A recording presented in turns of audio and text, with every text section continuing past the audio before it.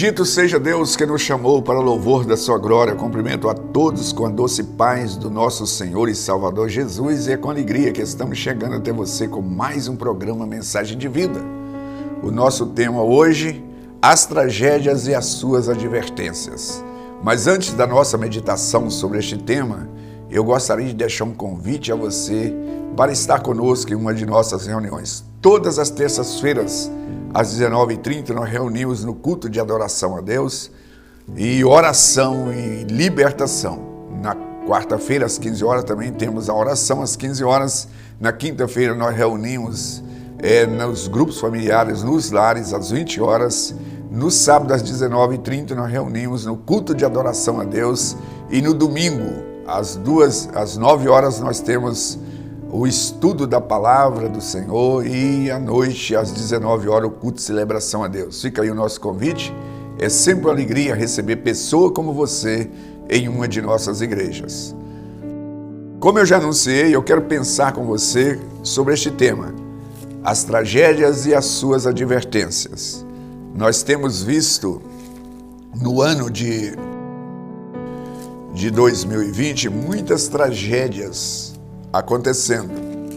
E eu quero compartilhar com você uma palavra sobre as tragédias. O texto que nós vamos meditar encontra-se em Lucas capítulo 13, porque a realidade das tragédias, elas são inegáveis. E a tragédia no meio da humanidade começou desde o Éden.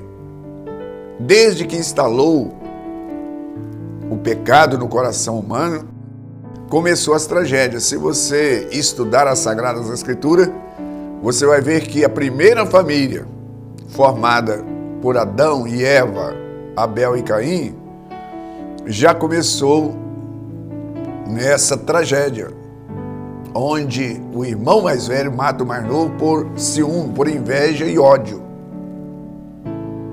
Então, tragédia na família, tragédia na sociedade, e as tragédias, como fenômenos naturais, vendavais, furacões, terremoto, enchente, inundações, coisas que nós podemos classificar, epidemia, coronavírus, E aí vamos analisar com você sobre isso.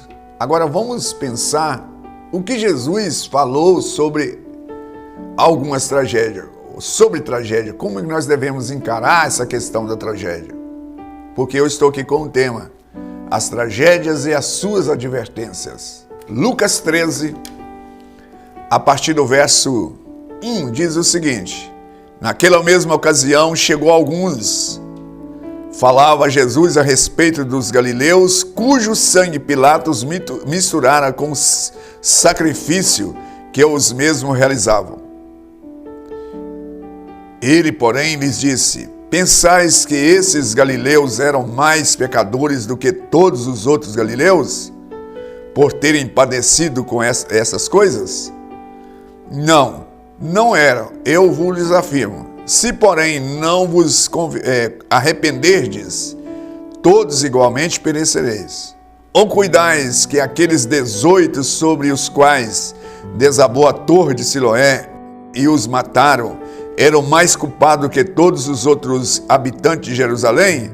Não eram, vou-lhes afirmo. Mas se não vos arrependerdes, todos igualmente perecereis. Então eu estou aqui com esse texto que registra o fato de algumas pessoas procurarem Jesus e apresentar para ele esta situação de uma maldade que Pilatos tinha feito com algumas pessoas que estavam apresentando o seu sacrifício. E Pilatos matou aqueles homens de tal maneira, com requinte de crueldade, com o exército romano, que o sangue deles misturou com as ofertas dos animais que eram apresentados no sacrifício. Para os questionadores de Jesus, aqueles homens eram muito culpados. Então eles mostra. Agora, eu quero pensar com você aqui diante dessas situações, por exemplo, da questão da tragédia, porque Jesus ele chama eles para pensar em si ao invés de ficar pensando naquele episódio. E não é à toa que o escritor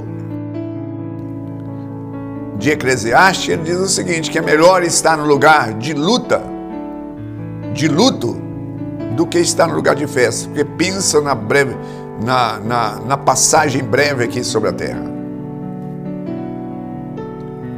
Porque nesses momentos de tragédia nós pensamos, quando nós perdemos alguma coisa, perdemos valores, perdemos bens, perde vidas, nós vemos a situação a nossa fragilidade. E é justamente neste momento que pensamos em nós, na nossa fragilidade, na nossa dificuldade. O quanto são impotentes diante de, às vezes, pequenas forças. Um vendaval, uma inundação. De um minuto para o outro, perdemos tudo. E aí a gente vê que a realidade nossa, nós não podemos, coisa alguma, dinheiro, poder, nada pode. Porque assim vem o incêndio na fábrica, vem a enchente, vem a barragem que estoura, vem tragédia. E da noite para o dia nós vemos aquilo que era a nossa fortaleza, a nossa confiança, aquilo esvai de a noite para o dia. E é nesses momentos de tragédia que nós fazemos uma análise. Mas voltando aqui ao texto que foi lido, esses homens chegam diante de Jesus e falam, olha, eles falam o seguinte, Pilatos misturou o sangue do sacrifício. E a realidade que eles pensavam é o seguinte, se Jesus falar que eles eram profanos, ele colocava ele no embaraço contra o Sinédrio. Se ele defendesse, acusasse o Pilatos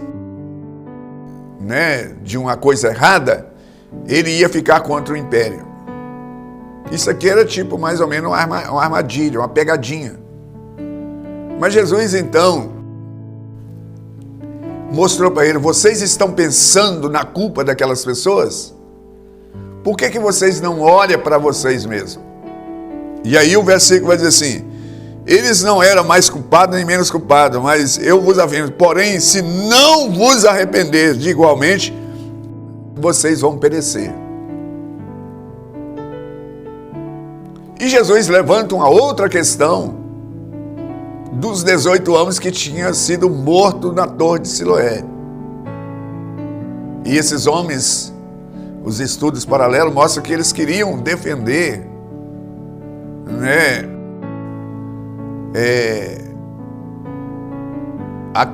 aquela situação que eles julgaram que era muita profanidade que tinha feito o Pilatos. E agora vem essa torre e cai sobre esses homens.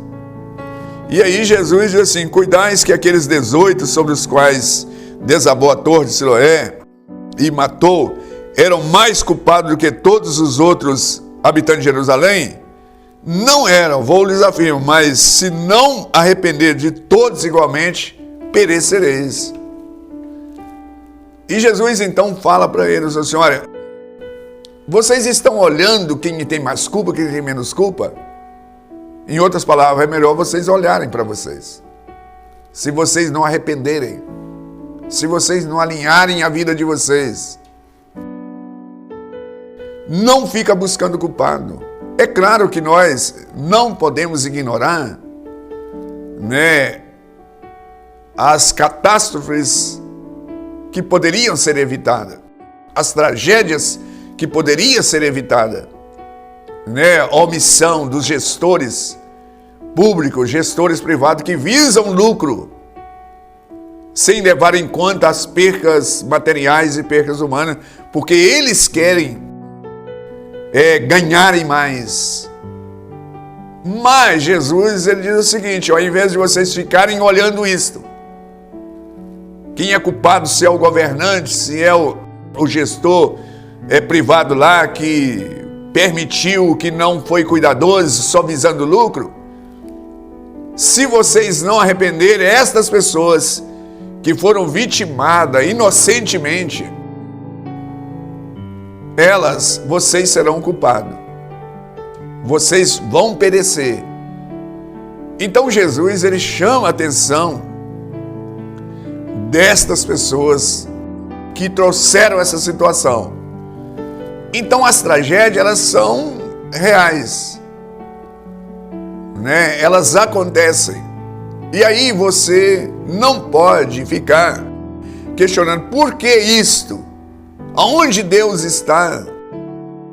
Se a árvore caiu, se o carro desgovernado lá na feira atinge a pessoa inocente, se o coronavírus matando pessoas inocentes, se a doença, se coisas assim, e você começa a questionar.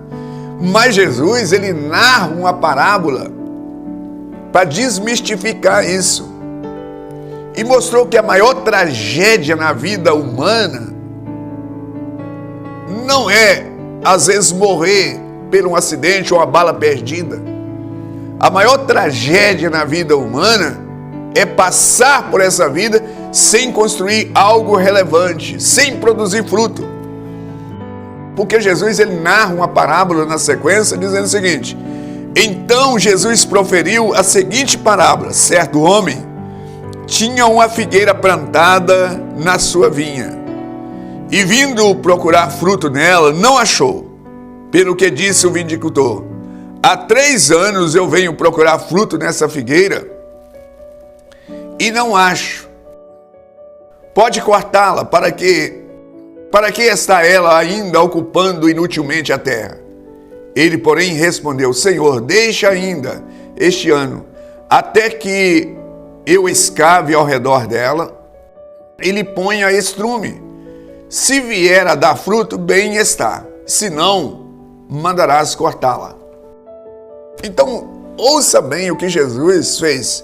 Porque essa parábola, geralmente Jesus contava a parábola para esclarecer, trazer uma verdade para aqueles que estavam inquirindo dele alguma coisa.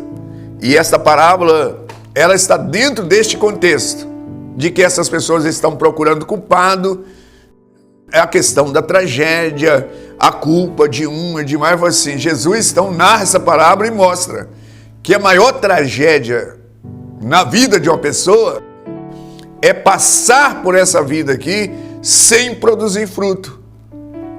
Então a vinha representa aqui o povo de Israel.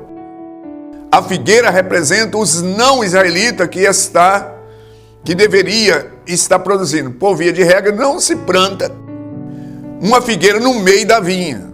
Mas aqui, Jesus mostra que a figueira está no meio da vinha. A finalidade da figueira não é produzir sombra. A finalidade da figueira não é produzir flores. A finalidade da figueira não é produzir folhas. A finalidade da figueira é produzir frutos. Eu e você estamos aqui nessa terra e precisamos de pensar sobre isso.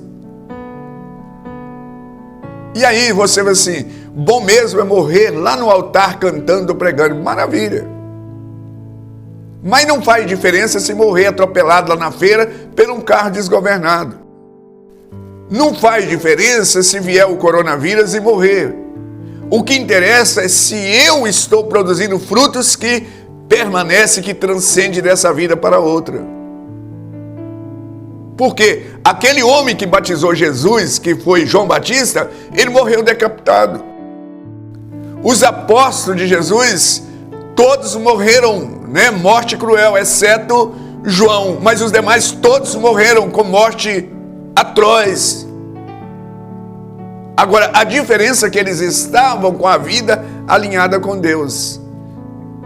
Quem sabe você que está me assistindo está tão questionando por que Deus permitiu que o meu parente sofresse essas inundações, essas enchentes?